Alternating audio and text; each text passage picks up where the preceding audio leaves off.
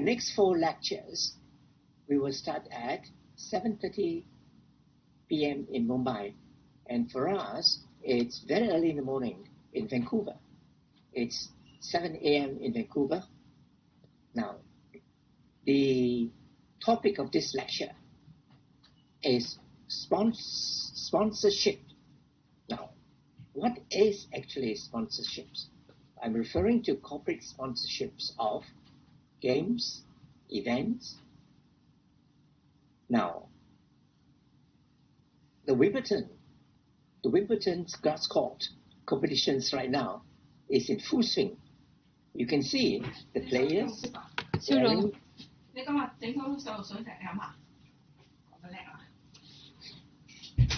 Yes, can you please switch off your microphone because I do hear someone discussing, please. Now, Wimbledon right now, you can see some of the players wearing T-shirts belonging to Nike or Lacoste. These are companies that sponsor them. And right now, as you know, there is the cricket test game going on in India, right? In the cricket field, you will see display of commercial advertisers. They are the sponsor.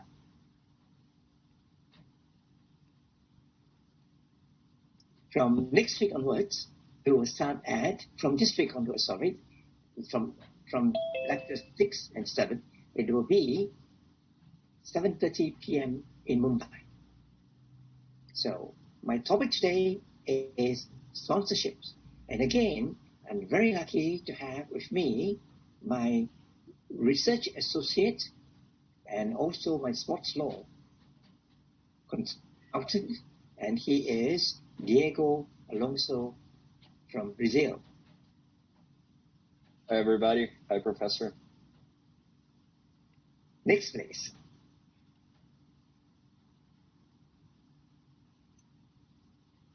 What is sponsorships? Sponsorships has to involve commercial value or money, right? There must be commercial benefit. Sponsorships is easily defined as an investment made by a company or institutions in cash or objects in order to exchange for a profitable commercial and marketing benefit, usually comes in the form of cash. And in the football matches, you find sponsorships from financial institutions, right? And the best of my ability that I know, it is predominantly, if not as high as 95% in the form of cash. But what are the events that can be sponsored?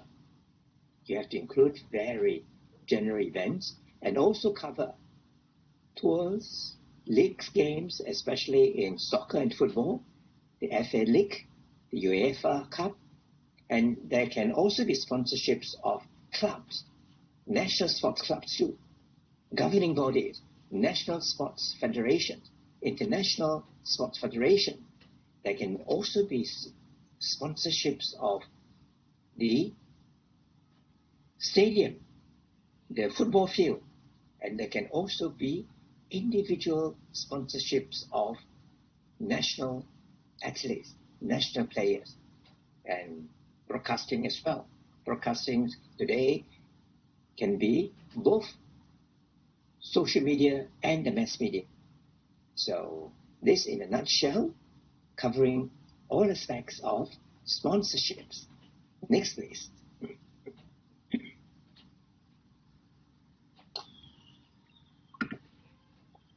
Now, I hope you like the illustration. The illustrations were actually created by a group of Asian students. They were undergraduates. I asked them to make it more interesting. As you know, sports law is only 30% law. 30% law, okay? And the rest is facts. And here's the evidence is admissible in sports law. Always remember that. Now, reasons for sponsorships. There must be a clean platform, something exclusive that no other competitors can take advantage of.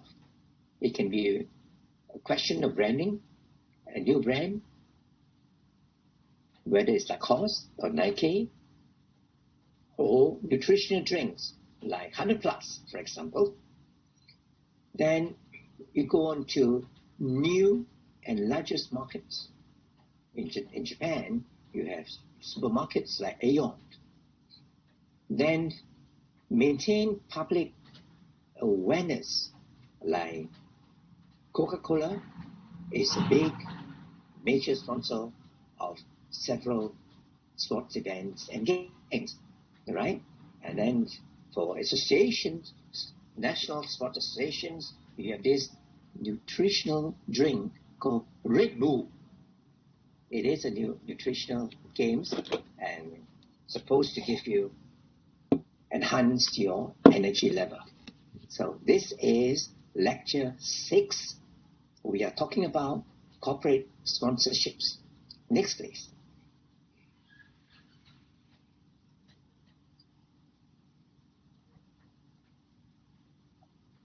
Now, stadium has sponsorships as well. You can have naming rights. Stadiums can have naming rights, right? And it can be exclusive, and it can be long-term for 10 years, or can be longer. Like stadiums in Australia named after the airline, Etihad. Then you have the Emirates stadiums that is used by the English football club Arsenal. You can see these are airlines, and they have the naming rights, right? So in any event, whether it's Olympic or the World Cup, clean stadiums, UEFA requires stadiums to be clean at least 7 days, certain periods before the commencement of Champions League. Now, this is also a requirement for the Olympics and the World Cup. I remember at the London Olympics, they had to cover up the stadium that was already named under a commercial organization, but it has to provide a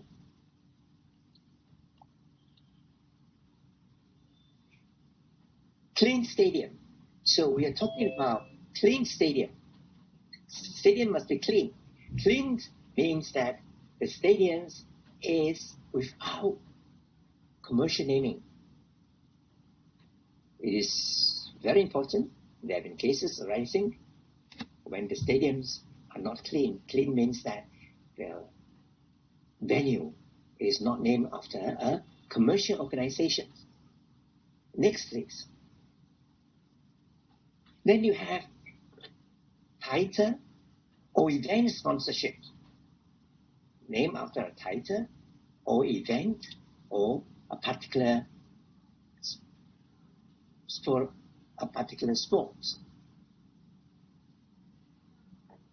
right? Sometimes you have the sponsorships after the beer company, Heineken's, right? Usually there's one major primary or title sponsor, but you can have arrangement to have a major sponsor and some secondary sponsors. Now the main sponsor, the primary or title sponsor, will have the naming rights for the event. Suppose, let's say, Tiger Beer is going to sponsor a soccer match between two famous organizations, two clubs. They can have the match called the Tiger Beer event, for example. Okay. Now, then there are restrictions for competitors once the event sponsorship is given to a particular company. Next, please. Now we talk about secondary sponsorships. What is secondary sponsorships? Secondary sponsorships is after the main sponsorships. It's usually, it has a small fraction of the overall rights. For example, a secondary sponsor may be limited to one match or one round of a soccer league. Now, soccer leagues may have, from the first match to the last match, may have something like about 50 matches. Secondary sponsorships sometimes involve only one match, only one game. That is called secondary sponsorships. Okay? Now, like for example, my t-shirt here is Beijing Summer Olympics, and that has no commercial value because it was given to me when I went there. And this is Winter Olympics in Beijing Zoo, and they are not, and these are what I call clean, right? They have no commercial value. All these were given to me in my position as an official. Next, please. Now, official supplier status. Sometimes the official supplier may supply things like nutritional food, like mineral water, or even the provisions of vehicles to carry the sports people from one place to another place. So official supplier status. Now, for marketing purposes, some sponsors become the official supplier of products or services related to the particular event. I can only think clearly sportswear. For example, Nike is very popular, or Lacoste, or drinks like 100 Plus, mineral water, Evian, for example, or even financial institutions, credit card, Visa, MasterCard. They have been active commercial sponsors as well. In other words, the credit card companies. Next, please.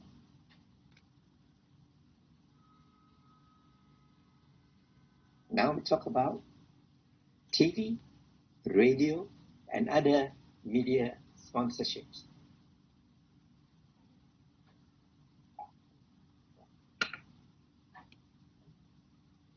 Now I'm talking more of the mass media, not the social media. Mass media. Now, broadcasts on televisions, online radio, and other media platforms. For example, what sponsor the Sky Barclay Premier League before? It was named after, let's say, Barclay. Barclay is one of the financial institutions of England. It's named after a financial institution, for example. All right? Now, Sky is one of the television stations in England. Next, please. But then you can also have sponsorships involving an athlete, one athlete. Okay? It can be one athlete. It doesn't have to be, or it can be a team, or it can be just one athlete, and usually a very well-known one.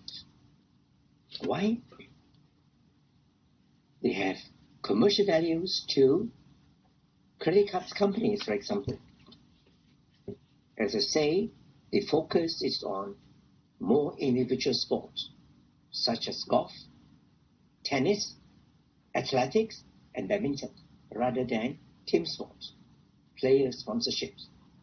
There are restrictions, for example, individual endorsement. Then there may be restrictions on movement from one club to another club, or movement from one country to another country. So these are commercial restrictions that can be imposed on a particular player by his commercial or her commercial sponsor, right?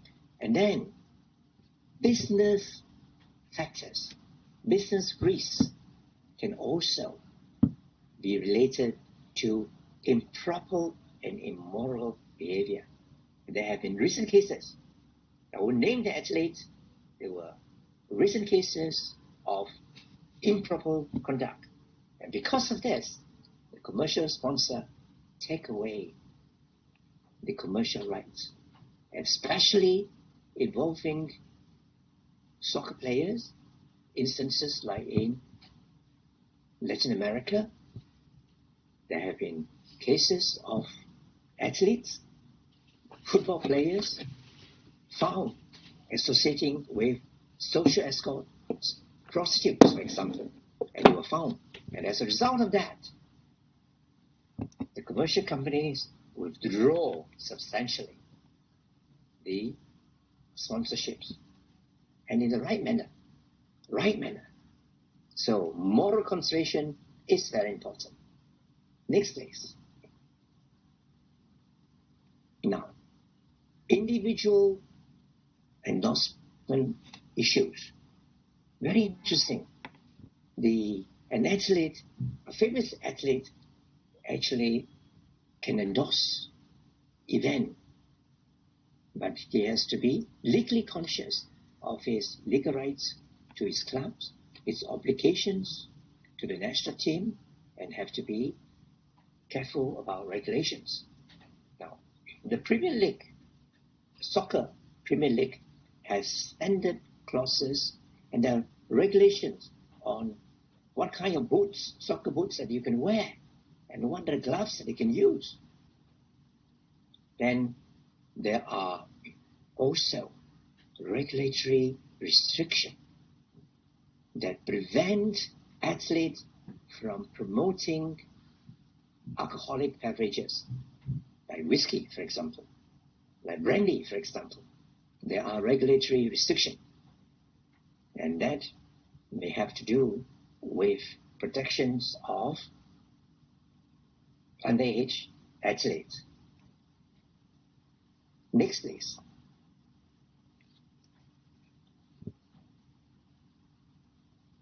Now, what are the club rights? In football, soccer players belong to an individual club, like Arsenal, Manchester United, Tottenham, etc., right? A member belongs to the club. Like in Brazil, Diego will say you have clubs like Santos, right? And throughout European countries as well. Now, clubs do require their own players, definitely, to help them to promote their sponsorships, their supplier, because the clubs may have contractual relationships with their commercial sponsor and supplier. Therefore, they do require players to help them. Now, the format contracts of Premier League requires players to spend at least 6 hours per week. It's quite substantial in sponsorships and commercial activities. 6 hours. It's an obligation. It's a legal obligation. It's a contractual obligation. Next, please. Then, corporate sponsorships can also involve one level higher above the club. We're talking about corporate sponsorships of national team rights, like the national teams representing field hockey for India, for example, because India has very famous and well-known field hockey players, and cricket is world-class, that is known, right? Now, the national team rights, the FA has its own primary and secondary sponsor for its events that were include covering the cost of hosting the events, financing the operations of the national football sporting as a game. So national teams of any country has its own sponsor as well. Next, please.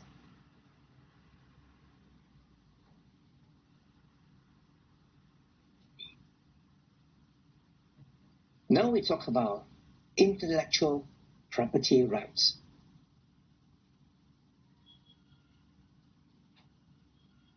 Why IP? For any of you who do IP law, corporate sponsorships do give rise to intellectual property matters. Sponsors, the commercial sponsors, are required to use, for example, the signs, the logos of the event organizers to advertise themselves, so to promote them as official sponsors. These are intellectual property. Now, rights include using the mascot, like the Summer Olympic in Tokyo, it has a mascot too. And the Winter Olympics has mascot as well, right? Can also include, can stretch to as far as the trophies. So all these things do come under intellectual property rights. Next, please.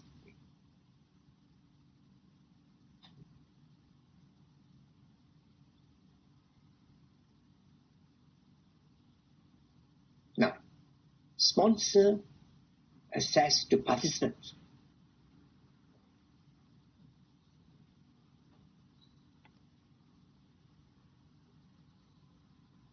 The participants, whether they're national players, they may be required to attend the sponsors' events in person. And I've seen this in horse racing, for example. Participants have to attend and they utilize promotional materials for advertising purposes. So sponsor right access to participant. It's equally important. Next, please.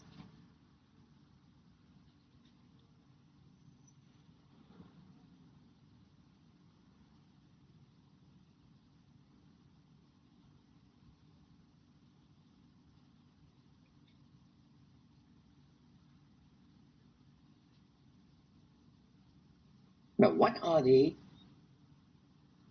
clauses, contractual clauses that are found in sponsorships agreement?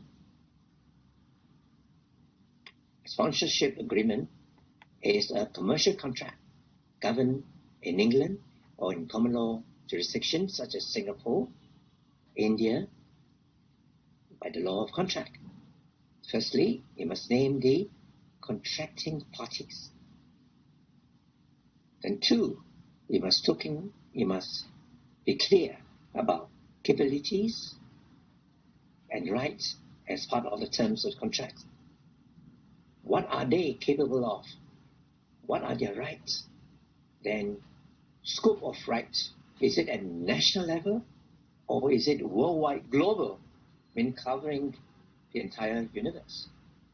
Exclusivity, structure, sponsor with numerous sponsors will therefore create definitely more revenue for the event organizers.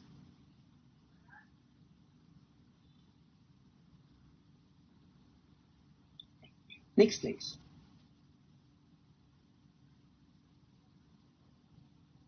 Now, sponsors, they have the rights too.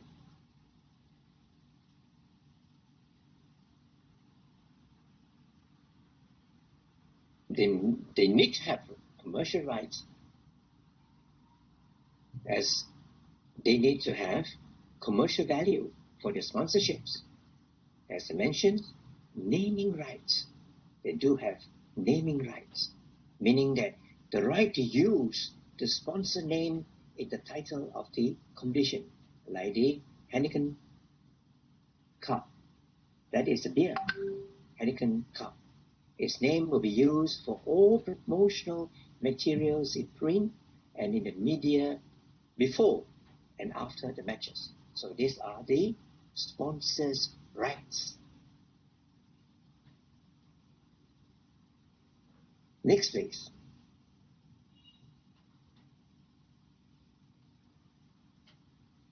The rights can be extended to other areas as well.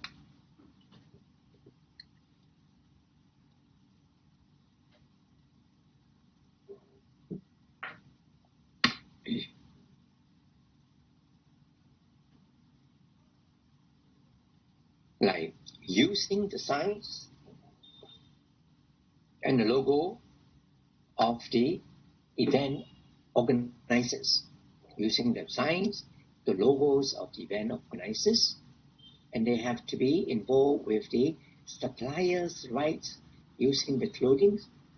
It can also stretch to IT solutions, IT software, and also the equipment supplied by the sponsor.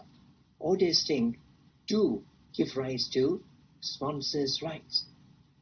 And then the sponsor of the rights, like advertising and promoting their particular commercial branding names, right?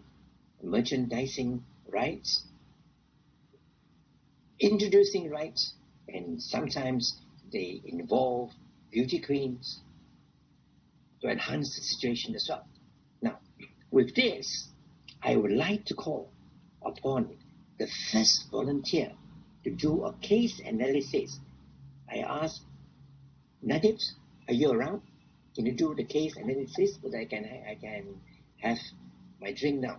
Nadib? Yes, Professor. Am I audible? Carry on. Okay, so I'll start with the facts. So, Champion Children of the Year Awards Limited used to operate an award scheme based on the achievements of children aged between 8 to 16 during a particular year.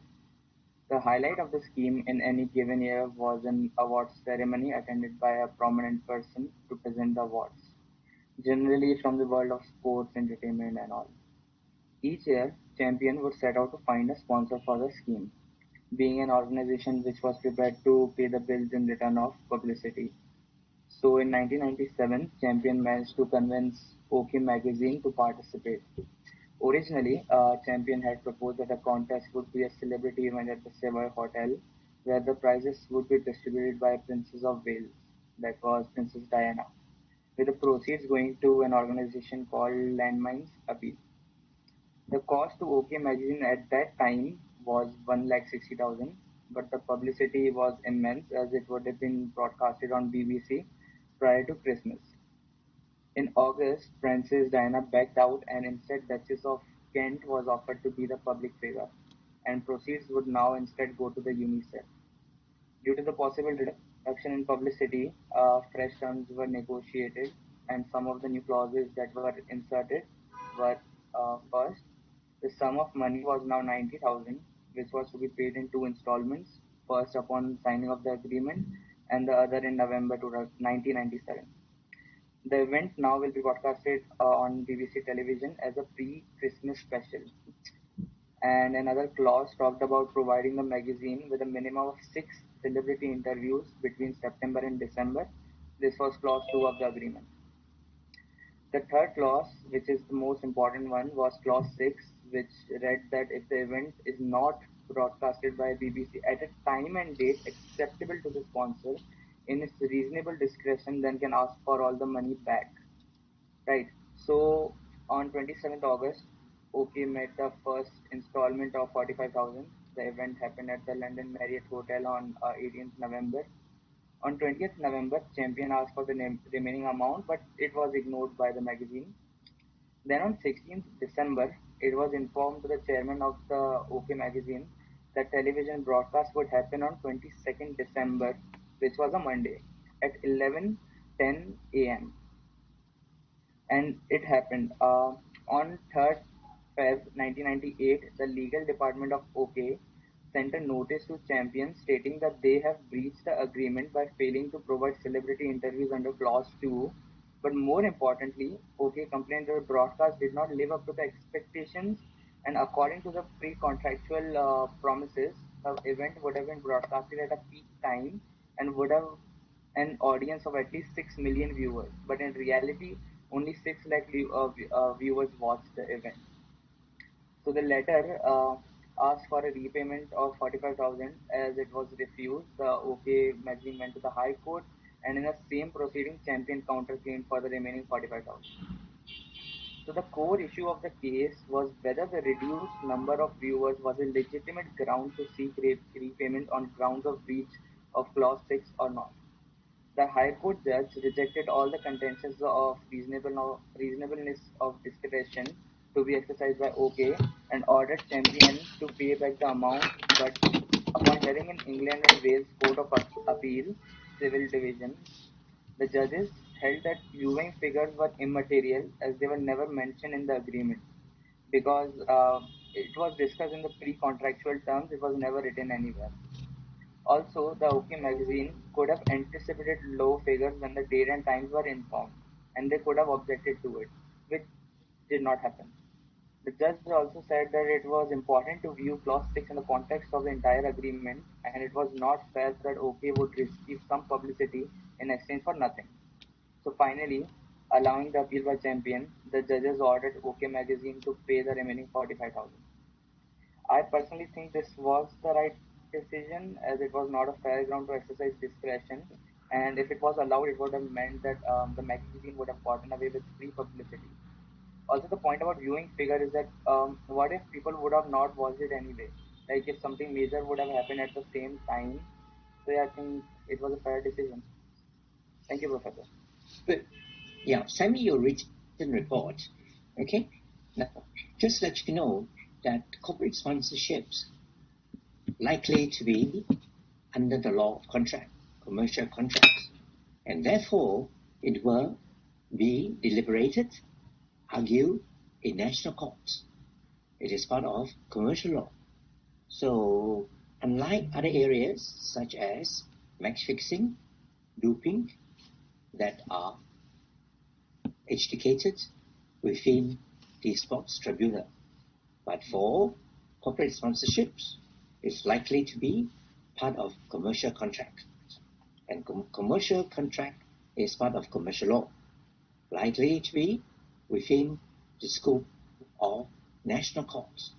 In other areas, we know, for example, that national courts do not interfere in the decisions of sports tribunal. And then hearsay evidence is admissible in sports law. However, under commercial corporate sponsorships that fall under the law of contract, I am of the submission that hearsay evidence is not admissible. It is part of the law of contract, part of commercial law, and therefore must be in line with the rules and regulations governing commercial court proceeding. Now, I also have a repeated person, Bala Tarif. She is going to talk to me. He or she is going to talk on the naming rights of stadium. Could I have this person, please? Yes, Professor. Bala, Good morning. please. Am I audible? Oh, for me it's good evening. For me is good morning. For you it's good evening. Yes, Professor. So Okay. I used to talk about clean stadiums.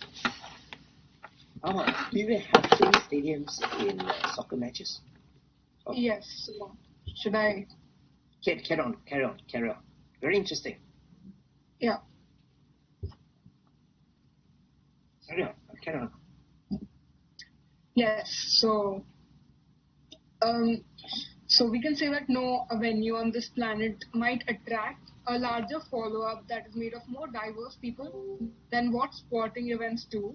So we can say that sports areas can be a gold mine for the market for marketers if they use this area of or tool called advertising very effectively. Taking a small example, so Usain Bolt in the 2016 Olympics that was held in Rio, Brazil, he gives his Puma shoes after winning the 100 meters dash. So Nike at that time was the official Olympic sponsor, which is a rival Puma in the sportswear business. So this is a case of which is broadly called ambush marketing. So this just fairly raises a question as to why should Nike then pay so heavily for taking in the sponsorship rights of that sporting event. So talking about the global sporting events like Olympics or the World Cup for that matter, these areas have become a battleground for marketers to try to convince the consumers of the desirability of the products that they're using. And they use this as a platform to promote their brands. And the reason why marketers pull out stamps at these events is mainly because these sporting events can be said to be the largest global sporting events with mammoths of broadcasting reach and can be said to be the most advantageous occasion for advertising, for brands to advertise their products to consumers. And again, a small example, if you take the example of Beijing Olympics that were held in 2008, so it had a live broadcast rate of 4.7 billion people watching live. So that is approximately 70% of the world population watching it together. So moving on, so ambush marketing, as I've said, there are actions that are taken against this advertising, and because this can devalue or dilute the exclusive sponsorship rights that are given to some brands and infringe upon the organizers' intellectual property rights, as Sir just mentioned. So for the same reason, there are sports clean zones that are made at an event sites for or removing the references that are given to non-sponsors at venues. So, so in simple terms, ambush marketing can be said to be a phrase that has been coined to amplify a brand that connects itself to a particular event without paying sponsorship fees to be an official sponsor. And clean marketing is done to avoid this ambush marketing. So moving on. So there are clean venue rules which are given. So the Olympic Charter for that example says that in the game time there are rule restrictions on the commercial branding of any marketing activities that are taking on the venues. So in principle, these exclusive areas that I'm talking about can be anything that ranges from within the stadium or the parking areas, the hospitality areas, the seating arrangement that is made, the seating partners, the technical fees, which the boards show us this calls, the media, and etc.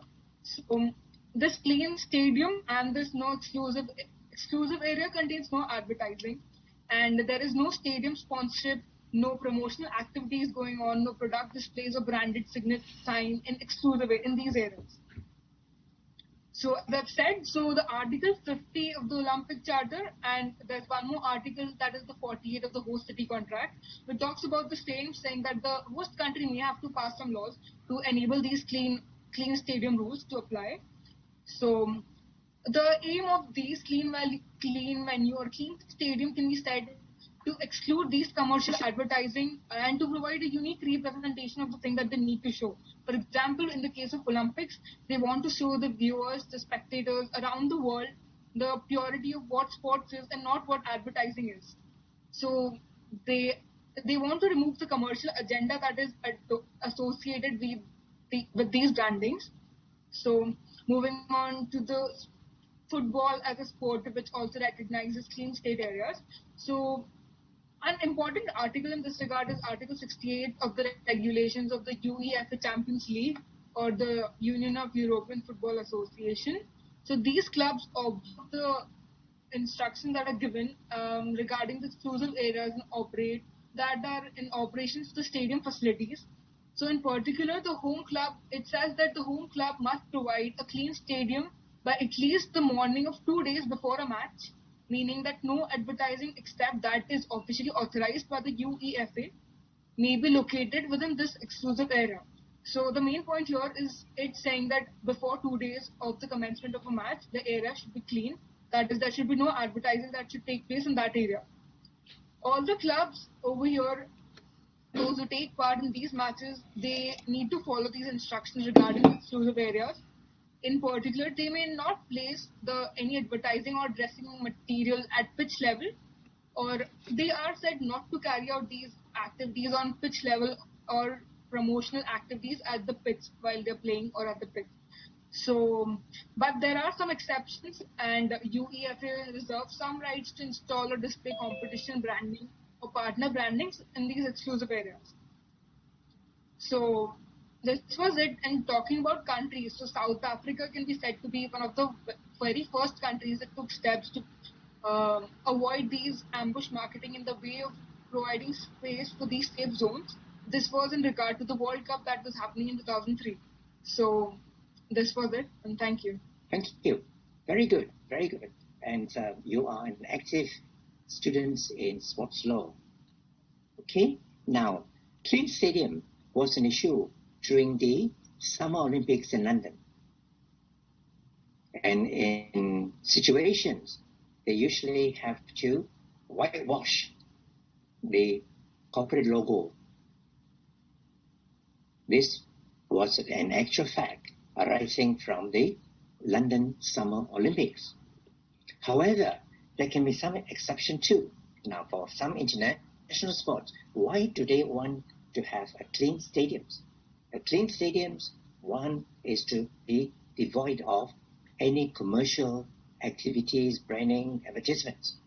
But it also serves the second function, that you provide a clean stadium, that the naming rights can only be given exclusively to the organizers of the event, whether it's World Championships Athletics or FINA in World Swimming, in the swimming arena. That is the conclusion.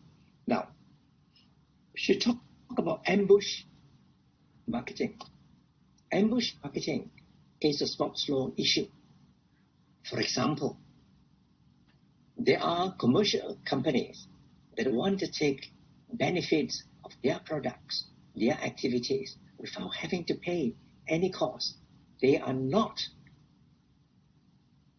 part of the corporate sponsorships, but they want to get all the benefits of corporate sponsorships without paying a cent. That is called ambush marketing. It is a serious matter in sports law. Now, I want to ask Diego one thing about clean stadium and naming right in Brazil, whether the clubs like Santos, when they have their own soccer stadiums, do they have the stadiums named after a particular corporate company, like I mentioned Etihad, right? Emirates, right? Stadiums named after airlines. How about in Brazil? Not all of them, because some of them are municipal or state stadiums, but some of them, yes. For example, Allianz Parque Club, which is the house of São Paulo football team in Brazil. So in some cases, yes, you put the name of the corporation. Thank you. Thank you, Diego. Okay, next one, please. 22. Now, sponsors have duties and obligations as well. The duties and obligations cover mainly contractual, legal obligations, but there are also moral responsibility as well. Now, what is the main objective? The main objective is very, very clear, right? You provide a source of revenue for the national team or for the club. In exchange, you must get some commercial benefit. But sponsor must agree to abide by the regulations, the law of, firstly, the regulations of the national sports organization or the regulations of the international governing bodies. Then you also have to obey the law of the country as well, right? So an unauthorized promotions action can damage the reputation. Because of this, they can be excluded. So the duties and obligations of the sponsor cover mainly contracting. legal as well as moral. Now, the last slide.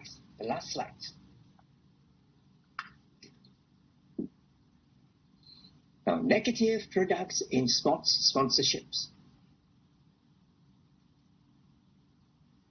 Now, we know two things to protect youngsters, youth, underage participants. Two things are frowned upon. One is smoking, cigarettes, right? The EC country actually banned all forms of tobacco advertising. So tobacco advertising these days is not found in corporate sponsorships of sports events or stadiums. That is clear cut. Alcohol is not strictly prohibited. Like, for example, beer, Heineken beer, right, is used as part of corporate sponsorships in a particular sports. Beer. But the AAC rules and regulation do reflect general public acceptance that alcohol is harmless under moderate. The answer is moderate consumption. Like whiskey, for example. Interesting enough, Johnny Walker Whiskey is actually the corporate sponsor for motor racing, for an F1 team event. Johnny Walker Whiskey, you can see that. Or Heineken beer. These are alcohol, and they are not strictly prohibited, unlike tobacco. Now, with this, we will end today's lecture. Is very short because corporate sponsorships does not involve much of legal analysis. And next week, I'd like to have two volunteers. I will be touching on the intellectual property issues arising in sports law. And that is a major source of legal conflict, legal cases, intellectual properties, IP. Now with this, I will have time for two questions or even any views, input, observations that you can share with us too. Okay. Yes. Anju. Yes, sir. So my doubt is regarding, sir, like Nike sponsors the NBA, right? Yeah. Show your appearance, please. Sir, I have weak internet connection right now. That's why I won't be able to. That's better. Carry on. Okay. Yes, sir. So, sir, like Nike is the official sponsor for NBA, and then players wear, like they wear the shoes that are sponsored by different companies. But when they wear something that is like on the body, when they wear something that is not Nike, they are fined, right? So how is it that shoes are allowed but not anything else on their body is allowed when the whole company, like the whole tournament being sponsored by Nike? The hypocrisy is something like I don't understand. No, you see, shoes are products that are not easily identified or viewed or captured, right? Now, suppose if I wearing a cap, for example, I have the Beijing Winter Olympic caps, right? Now, if I have something on Nike, then if Nike is the sponsor, corporate sponsor of the particular match, then if another company comes in, you wear something of a different logo, that's very obvious, okay? Then there are situations, you'll be very surprised to know that such a situation actually extends not only to shoes, but to other areas too. I will not mention that. But clothing, for example, is very clear cut, right? Caps, very clear cut. But things like glasses, some of the sunglasses, not easily noticeable. However, you brought in that case, it's actually part of a sports law case, someone wearing a pair of shoes that belong to a competitor company. right? That was the subject of litigations. As I said before, corporate sponsorships will come under national courts, commercial courts in England, high courts, commercial courts. Very good observation. Very good. Any more questions or observations?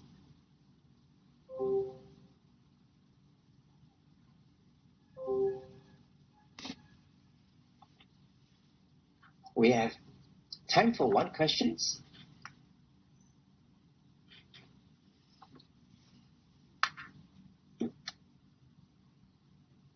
Remember, next week I'm looking for 2 volunteers again.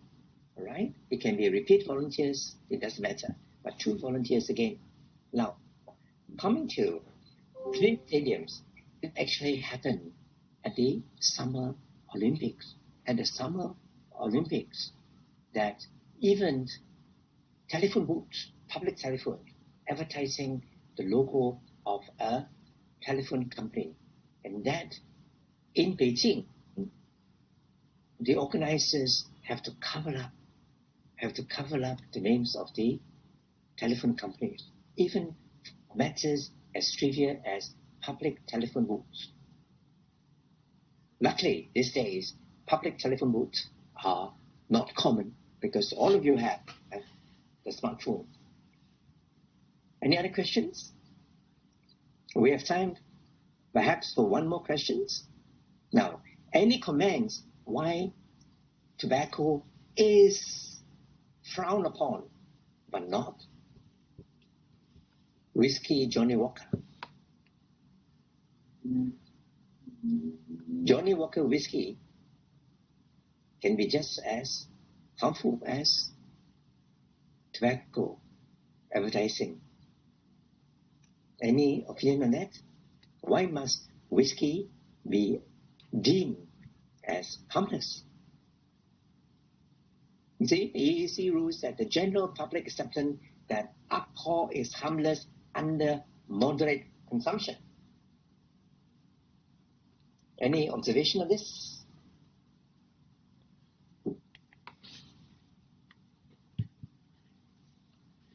Well, if there are no observations, no other questions, next week we will have a longer sessions on intellectual properties arising from sports matters. Okay?